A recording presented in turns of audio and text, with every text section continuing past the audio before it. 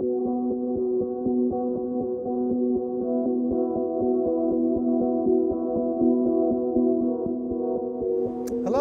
and welcome to this 360 tour of Arts at King Street Station. I'm James Coley. I'm the King Street Station program lead. I'm Shruti Ghatak. I'll give you a tour of my exhibition, Myths to Mundane. My work is inspired by different literature, mythologies, and small conversations, and music and lyrics. So all the works here you're seeing, like they're kind of like creates a world between, a transition between past and present, myth and reality. So what I'm mostly drawn to is a fluid relationship between these two worlds, like what is in the past, or what is in the present, or what will be in the future. So that kind of fluidity is something I'm really interested in. So you're seeing a work here. Another thing I'm extremely interested in my work is seeing how I can make the world and the people I'm putting in those paintings a part of the environment itself. So in this work, how I'm seeing this person praying in front of the sun, I'm also interested in how I can make the sun rays being part of the prayer itself. So the entire nature and the person and the people and the animals that you'll see in my works, I try to make them part of one big world. So these fragmented rays of sun and the reflection and these swirls on the water and the person itself, it kind of become united in some ways. Absolutely. I'm loving this. The other thing I'm struck by, and we'll notice as we're going to different works, is the size of your works. Can you talk a little bit about your decision to go so big with these paintings? Yeah, of course. So one thing I feel like I like to use my entire body when I'm working. Like it's kind of like, I feel like I can be a part of that entire process of making when I'm using my entire body, like in that scale. And also that kind of life-size scale, and sometimes larger than life-size scale, I feel like it's easier for the audience to be part of that world and kind of getting encompassed by that world itself. Absolutely. I think we're going to see that as we continue on to your other works and your other paintings. I feel exactly that. When I first saw many of these paintings, I had that exact impression that I could literally walk right into the painting almost, if you will. Yeah, that's correct. So here we are looking at a painting. It's kind of started with a memory from my teenage years. I grew up in a small town in India. So there are many dress codes and restrictions while I was growing up.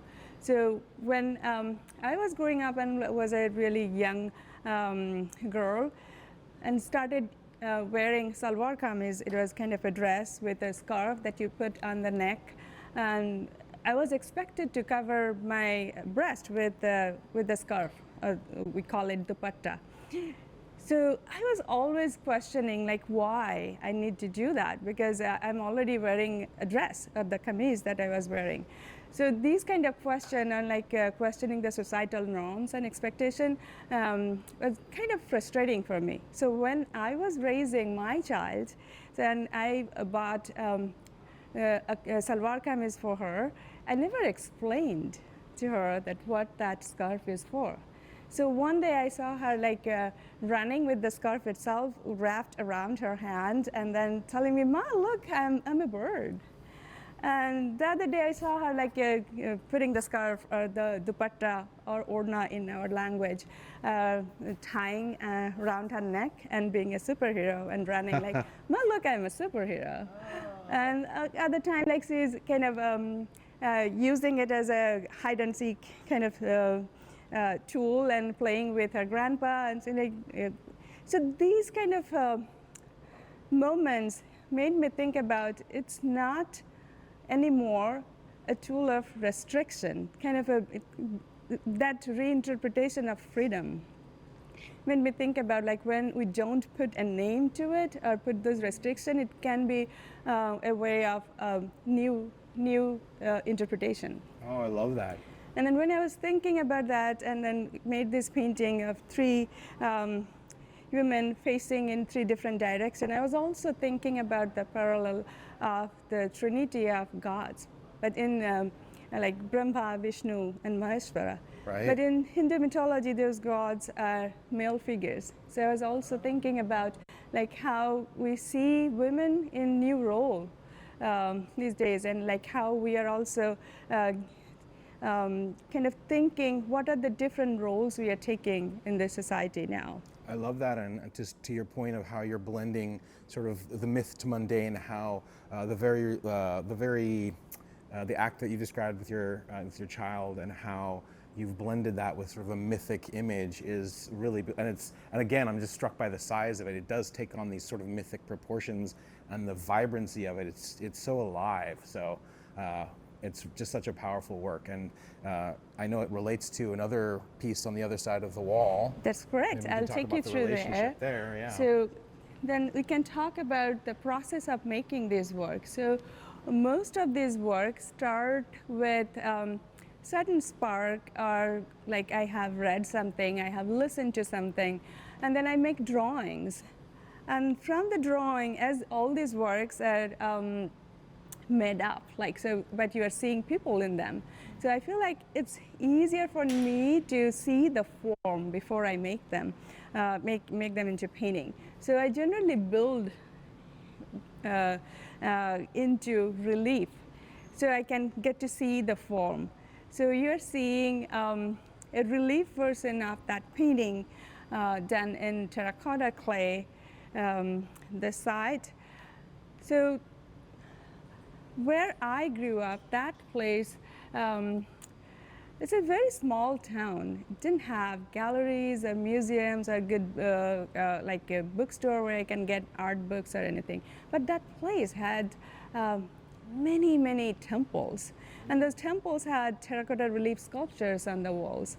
So my first experience of seeing any good art in that time was seeing the terracotta reliefs on those temples. And that has been a really, really big inspiration in making me what I am today. Like the narratives I used to see there, and the narratives I used to see on the fabrics, the woven fabrics in those areas. So the story and the storytelling and the narrative part was kind of very obvious to come in my work, because it was part of my upbringing and things that I was seeing around me. That's beautiful, and I love that it inspired you in such a mythic way, as you say. And I love the idea we talked about. Perhaps one day we will be fortunate enough to enter a space in which you have created your own temple of sorts, where there's your reliefs everywhere to be seen, and inspiring that next artist to make that next leap, which I love. And I do love the correlation that you describe of your process between the relief, creating the relief, and then that also inspires the painting. I love that. Can you say anything more about what that feeling, how that relief and creating that relief helps you to take that next step into the painting? Is that? Yeah. So when I'm building things, if I'm working with the clay, like the clay stays moist, and then I can build, sift, and see how I'm kind of working with the figures. So seeing the form, I feel like it's wonderful to build the thing, then I can see the form, and then I'm mainly interested in the shapes. Even in the painting, I'm mostly staying with the shapes itself and not going much into details, but seeing the form through these sculptures is extremely helpful, because I'm not using any models, or I'm not using any reference image for my work, so it's kind of entirely made up or like constructed from head and memories and like stories. So having these different like formats of like drawing, and then the sculptures and the paintings, like it's kind of each of these are informing each other towards making the painting. But the fun part is, as you kind of, thanks for asking that question, that where I'm going with this reliefs. So initially it started like I'm making studies for paintings. The reliefs started as studies. But now what I'm saying, I'm also making reliefs the other way around. Like I'm starting with the painting and then making a relief. Oh, wow. And sometimes making reliefs on its own. Like I'll show you this. I don't have a painting for it yet. Right. Yet. I love that. Yeah. Okay. So I don't know whether it will stay just like a relief or I will make a painting out of it. And this one, I had a painting, and then I made the relief after that. Right. So we are kind of now I'm going in both direction, and kind of letting the relief live their own life. Like it's not tied to just being a study. Wow, that's very intriguing. Okay. Well, perhaps we'll hear more of that in relationship here. I'll show you, head over to this next work here that you want to look at and talk about, because I don't think there's a relief for this one, correct? No, Okay, no. so this one came, so how do you draw on that when you're not using models?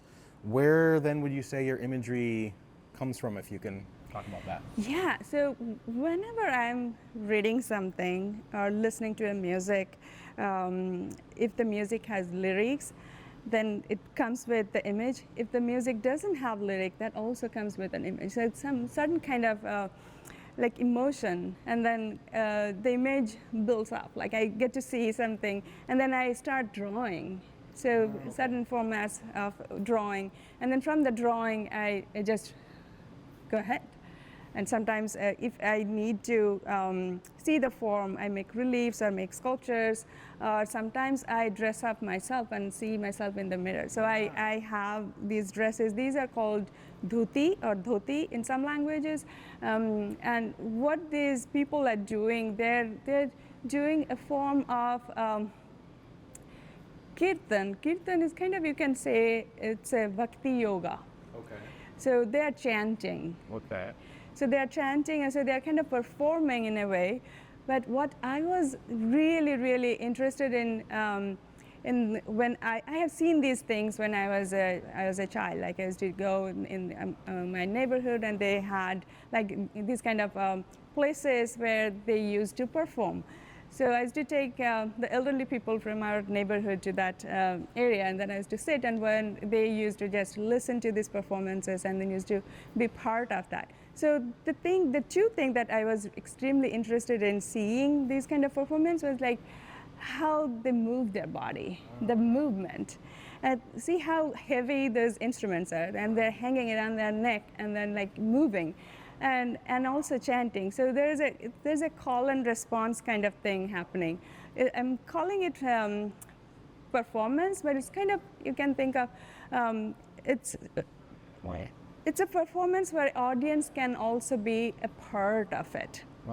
So they're chanting something, and then the audience is joining to that call and response kind of thing. So that part I enjoyed a lot. Like it's not kind of a performance where the audience is coming just to listen, but they are coming to be part of the performance itself. So that union of the performers and the audience is something I feel like it's so profound. Yeah, I feel like as I'm standing here, like I'm being asked to participate, right? Yeah, I have seen in the first Thursday things, so many people are coming and they started doing these kind of movements. That's awesome. And I asked, like, do you know about this? And they did like, no, but I was just trying to see what they're doing. So I think that was one of the most wonderful moments, because that's something I was interested in. And I can see that the painting is successful making in that connection with the audience, and then they're being part of it. Yes.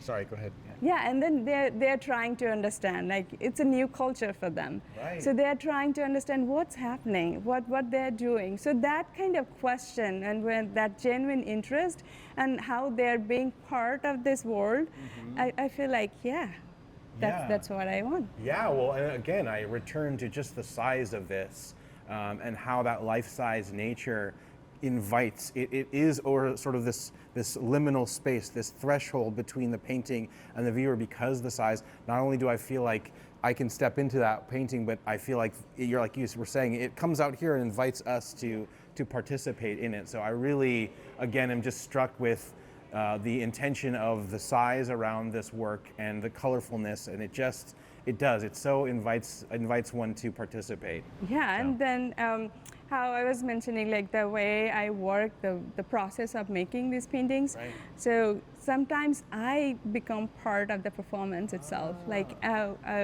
I have a mirror in my studio, and I dress up with these clothes, and then I do those gestures to see, and how the folds of of those clothes, and sometimes I literally learn how to play those things. I bought, that's amazing. yeah, I bought those manjuras, and then I learned how to play this, and I was like literally learning the bowls of the instruments, like how the hand will, what will be the hand gesture will do that, and the harmonium.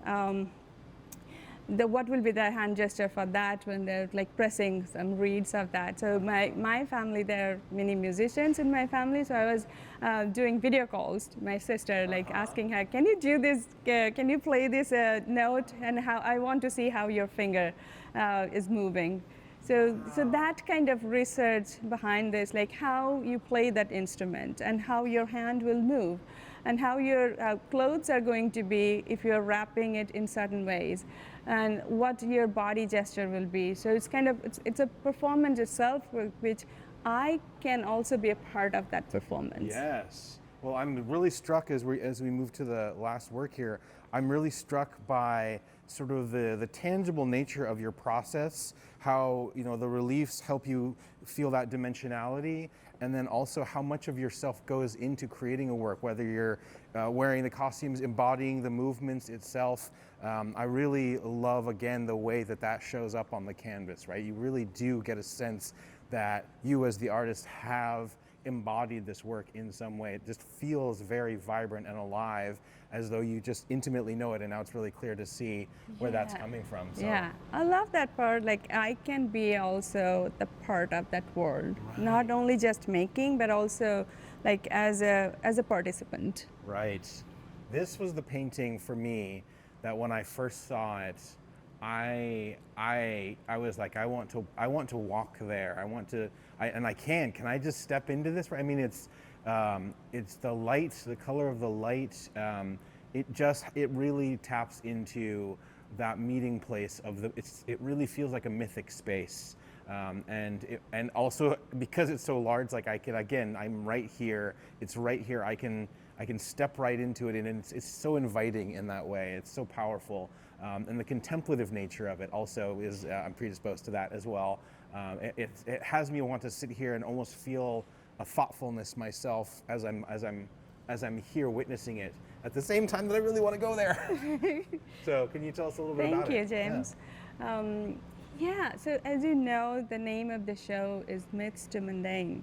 I'm really interested in the narrative nature of different mythologies I grew up with, and some parts of these mythologies and some stories like leave me with certain questions and leave me with certain visuals. Like this is part of our epic Mahabharata, the last part of Mahabharata, where the winning team of a war, a big war happened in that epic, and then at the end of that war, the winning team is going to the heaven.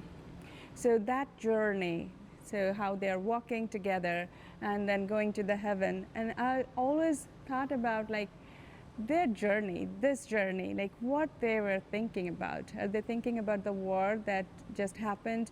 Are they thinking about whether everything that happened in that war is right or wrong, or like what was the thinking? Or they're not thinking about that at all. They're thinking about their next place. They're thinking about their next place of being. Are they thinking about this time, like the space between life and death?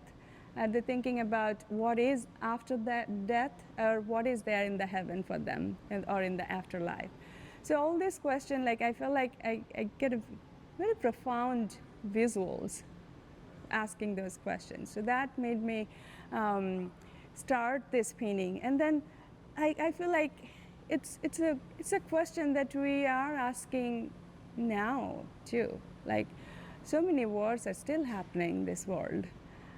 and how they would reflect to that part, what they would think. So that made me like that profound experience of thinking about that journey and thinking about that reflection towards all these questions made me make this painting. And I was also interested in seeing a nocturnal mood I wanted to create, but most of the nocturnal paintings in history of art I have seen that I know of are all made in blue.